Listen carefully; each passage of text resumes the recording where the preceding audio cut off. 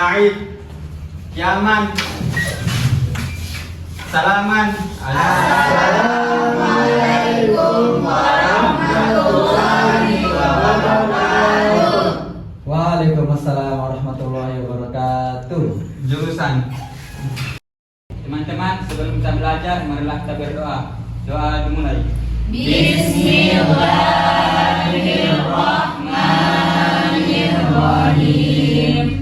Raditu billahi rabba wa bil islami dina wa bi Muhammadin nabiyya wa rasula. Rabbi zidni ilman warzuqni fahman. Amin. Apa kabar semua? Baik. Alhamdulillah, semuanya semangat dan ceria.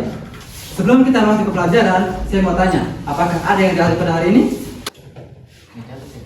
Hadir semua, Pak. Alhamdulillah, ada semua ya. Ya. Oke anak-anak, pada hari ini kita akan mempelajari yaitu akhlak yang tercela. Dalam agama Islam, akhlak atau tingkah laku menempati posisi yang sangat penting. Akhlak juga telah menjadi pilar di atas pilar lainnya. Permasalahan akhlak selalu dikaitkan dengan persoalan-persoalan masyarakat karena akhlak merupakan simbol atau pedoman bagi peradaban kehidupan bangsa. Sudah banyak kita lihat bahwasanya generasi zaman sekarang itu sudah sangat memprihatinkan tentang bagaimana cara menerapkan tingkah laku yang baik dalam kehidupan sehari-hari. Apakah ini betul? Betul. Maka dari itu, akhlak sangat penting bagi kehidupan setiap muslim. Dan maka dari itu juga, setiap aspek ajaran Islam harus berorientasi pada pembentukan dan pembinaan akhlak yang mulia. Pengertian akhlak menurut Kamus Besar Bahasa Indonesia diartikan sebagai budi pekerti atau perlakuan. Akhlak menurut istilah adalah perbuatan yang berpangkal pada hati atau atas kesadaran jiwanya tanpa ada pertimbangan dan tanpa ada unsur pemaksaan, dan diwujudkan dalam perbuatan yang berulang-ulang sehingga menjadi adat dan akhirnya menjadi sifat. Oke, baik. Sebelum kita masuk di pembagian akhlak, alangkah baiknya kita membaca dalil tentang akhlak yang tercela. Seperti yang dijelaskan dalam Al-Quran Surah Al-Isra ayat 37 ya. Saya baca dulu baru kalian yang mengikutinya. A'udzu billahi minasy syaithanir rajim. A'udzu billahi minasyaitonir rajim. Bismillahirrahmanirrahim. Bismillahirrahmanirrahim. Wala tamshi fil ardi marahan. Wala tamshi fil ardi marahan. Innaka lam takhriqal arda. Innaka lan tafriqal arda Walan tablughal jibala tula. walan tablughal jibala tula. Oke, baik. Setelah tadi kita membaca Al-Quran, apakah ada yang bisa mengulanginya? Saya, Pak. Baik, silakan Saudari Dewi. A'udzubillahi minasyaitonirrajim. Bismillahirrahmanirrahim. Wala tamshi fil ardi marahan. Innaka lan takhriqal arda wa lan tablughal jibala tula. Shadaqallahul azim. Masya Allah. Baik, dari potongan ayat tersebut, apakah ada yang bisa memberikan kandungannya? Saya Pak. Baik, silakan Saudara Farlan. Kandungan dari ayat tersebut adalah, dan janganlah engkau berjalan di muka bumi ini dan sombong untuk menampakkan kekuasaan dan kekuatanmu, karena sungguhnya sekuat apapun hentakan kakimu, kamu sekali-kali tidak dapat menembus bumi, dan setinggi apapun kepalamu, sekali-kali kamu tidak akan sampai setinggi gunung. Sungguhnya kamu adalah makhluk yang lemah dan rendah di hadapan Allah. Kamu tidak memiliki kekuatan dan kemuliaan, melainkan apa yang dianugerahkan olehnya. Masya Allah, tepuk tangan untuk semuanya. Dan perlu kita ketahui bahwasanya akhlak itu dibagi menjadi dua. Apakah ada yang bisa menyebutkannya? Saya Pak. Baik, silakan Saudari Dewi. Akhlak itu terbagi menjadi dua. Yang pertama, akhlak terpuji atau akhlak mahmudah, dan kedua itu akhlak tercela atau akhlak mazmumah. Ya, betul sekali. Akhlak dibagi menjadi dua, yaitu akhlak yang terpuji dan akhlak yang tercela. Akhlak yang tercela disebut dengan akhlakul mazmumah, yaitu sikap atau tingkah laku yang buruk terhadap Allah SWT, sesama manusia dan makhluk lainnya, serta lingkungan, seperti sifat tamak atau rakus, licik, diskriminasi, dan zalim. Baik anak-anak, silakan semuanya lihat di Infocus.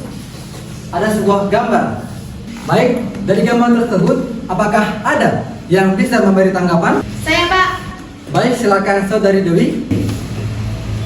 Menurut tanggapan saya, gambar tersebut menunjukkan seseorang yang memiliki banyak uang atau dikelilingi banyak uang. Tetapi gambar itu juga bisa menunjukkan seseorang yang memiliki sifat tamak, yang bisa melakukan apa saja yang dia inginkan atau bahkan melanggar norma-norma yang berlaku.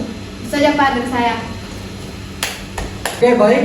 Dari tanggapan tersebut, apakah ada yang bisa memberikan solusi? Saya Pak. Silakan Saudari Dia. Baik, menurut saya solusi untuk seseorang yang terobsesi dan terlihat tamak adalah dengan cara mereka mengubah perspektif diri dan nilai-nilai kehidupan mereka, agar mereka keluar dari ranah dan ruang lingkup tamak. Yang pertama, mereka harus merasa bersyukur atas nikmat yang telah diberikan oleh Allah, dan yang kedua, mereka harus mementingkan kebutuhan mereka daripada keinginan mereka. Nah, yang ketiga, mereka harus berbagi rezeki ke orang lain agar Allah itu tidak mencabut nikmat yang telah diberikan kepadanya. Terima kasih. Ya, betul sekali.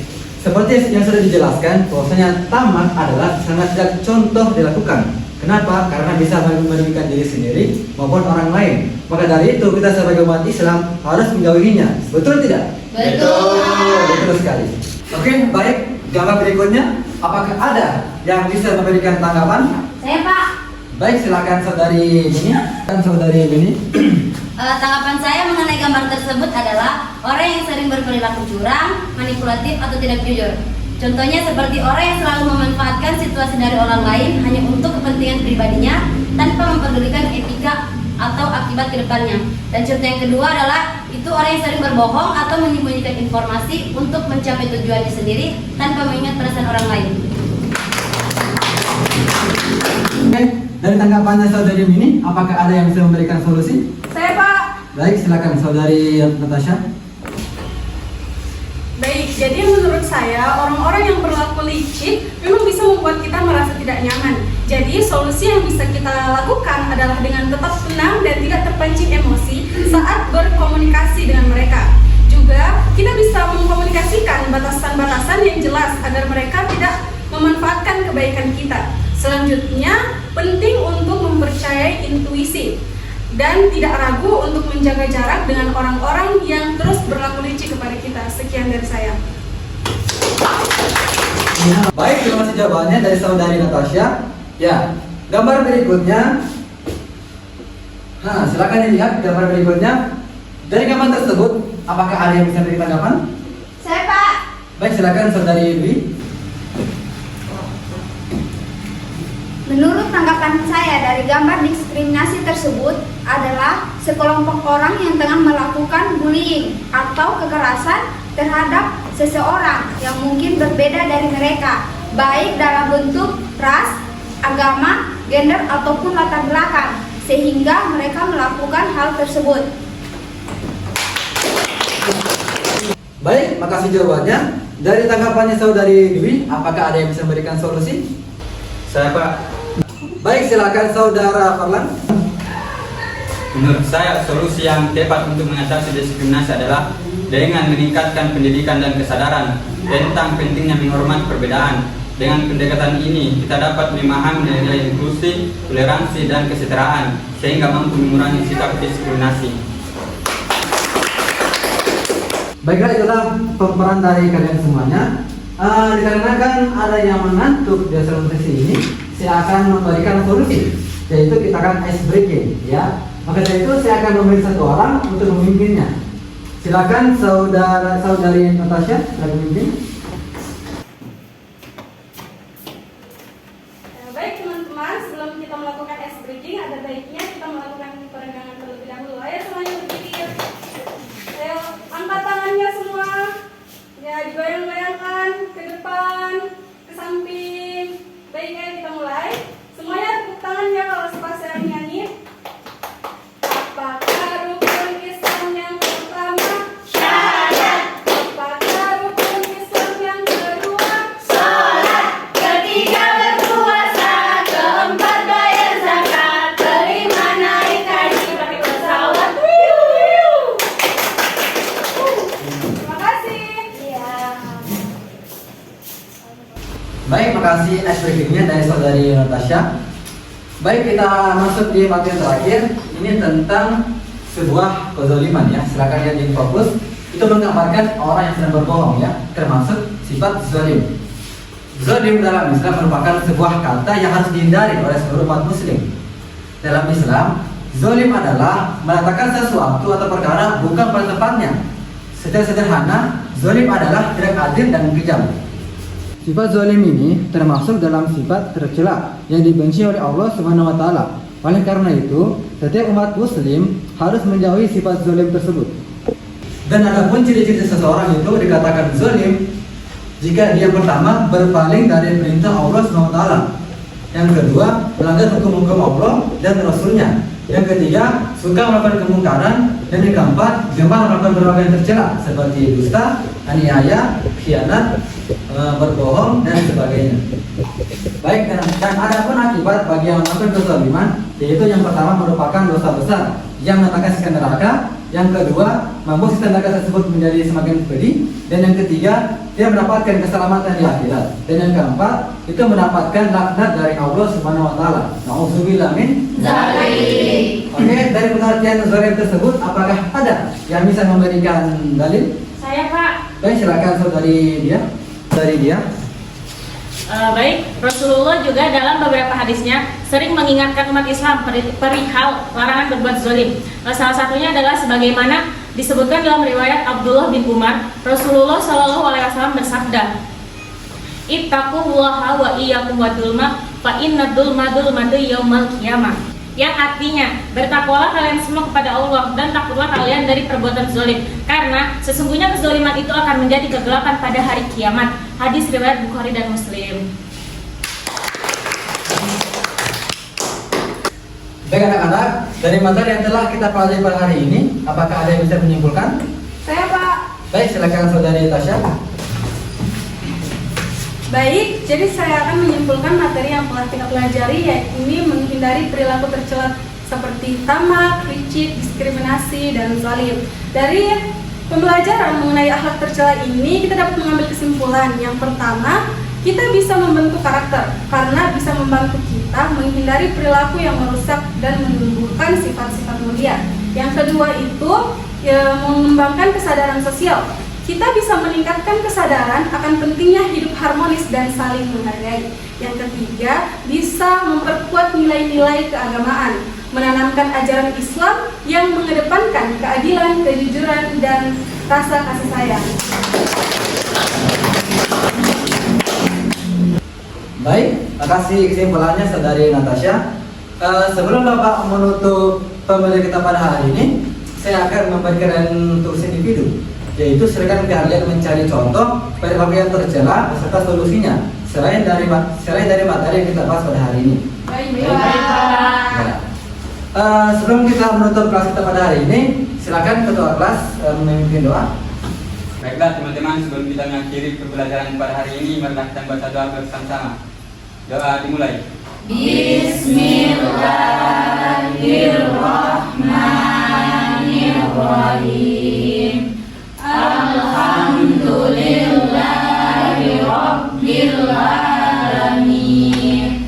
Ar-Rahmanir-Rahim. Maliki Yaumiddin.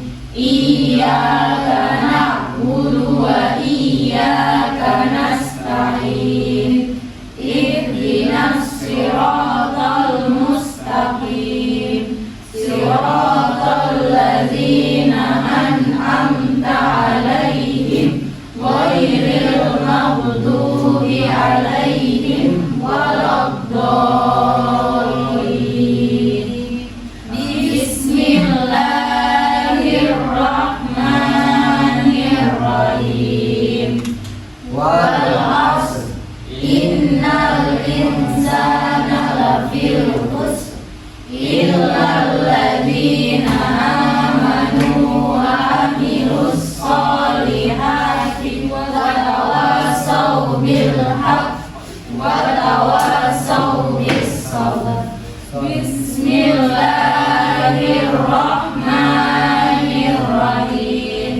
Subhanakallahumma wa bihamdika asyhadu an la ilaha illa anta astaghfiruka wa atubu ilaik. Sekian dari saya, kurang lebihnya mohon dimaafkan. Wassalamualaikum warahmatullahi wabarakatuh. Waalaikumsalam warahmatullahi wabarakatuh. Terima kasih Pak. Sama-sama. Dadah. Bye.